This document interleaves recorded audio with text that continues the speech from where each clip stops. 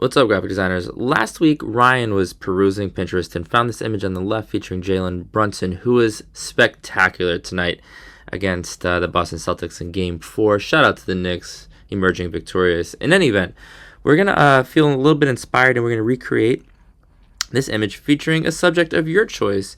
So it could be either you or a buddy or your favorite K-pop singer.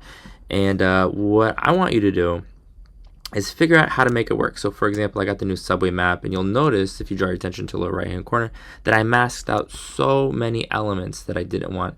And the easiest way for me to do that was simply use the rectangular marquee. Then I made a huge selection, right, making sure that I'm on the layer mask itself, and then I pressed G for paint bucket, and I left click, and it's totally gone. That was easy. Alternatively, if I press X and bring white to the foreground and click again, all the other elements will be revealed. We don't want the two line, the one line. We want to highlight the ACE and the L.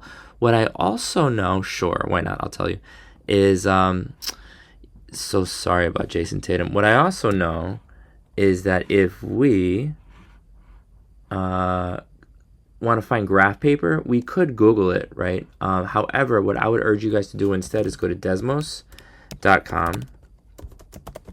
And when you go there, you're going to click on graphing. And then here's what I did. I collapsed this menu on the left, and then I zoomed out just a tad. And, oh, actually, you know what else we did? I went to the gear, the graph settings in the upper right-hand corner. And then I want the grid, but we don't want the x-axis. We don't want the y-axis. And so now I'm going to collapse it again, and I'm going to press Command-Control-Shift-4. And I'm going to create a screenshot like so. And we'll return to Photoshop, and we're going to press Command V to paste. And actually, let's go to the very top layer just so you can guys see it.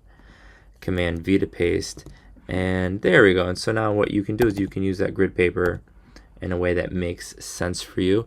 I guess the last thing that I'll help you guys out with a little bit, even though you guys have all learned these skills before, is this. If we want to create this little gradient right here, what I know that you guys know is if we use a selection tool, let's not use the rectangle, let's use the elliptical marquee hypothetically, and I'm going to have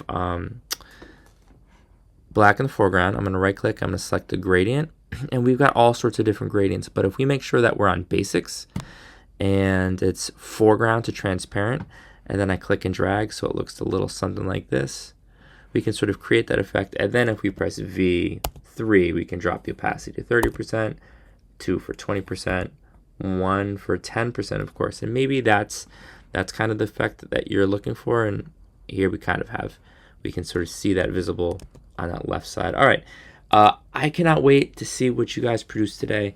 You're going to be using shapes, you're going to be using triangles, blending modes. You guys are going to be using lots of layer masks. You're going to be thinking critically, and you're going to create something spectacular. Let me know if you have any questions. Actually, no, I lied. I'm a liar. One last thing, the font.